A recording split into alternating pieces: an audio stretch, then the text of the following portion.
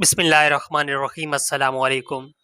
मोहतरम नाज़रीन, अगर आपको खांसी है और आप बहुत परेशान हैं, ये खांसी जा नहीं रही, रात को ज़्यादा होती है, फेफड़ों में दर्द होता है, बलगम है, तो परेशान होने की ज़रूरत नहीं। आज मैं आपको बहुत ही मुजर्रब और आसान तरीन टोटका जो है वो बताने वाला हूँ।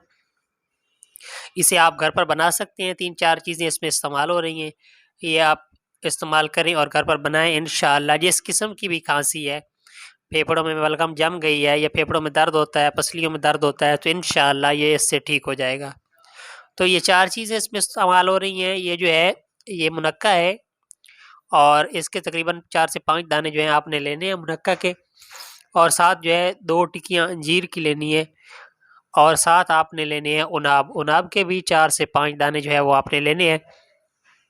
और जो चौथी चीज़ है वो मुलट्ठी है, ये एक लकड़ी होती है, ये आपने साथ लेनी है, और अंजीर जो है ये लेनी है।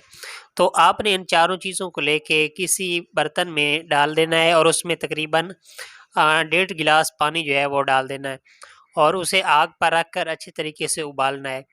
जब अच्छे तरीके से उबल जाए तो आपने इसे नीचे उतार लेना है और इसे पुन साफ़ करके छान लेना है। तो छानने के बाद, साफ़ करने के बाद, अब इसे आप रख लें।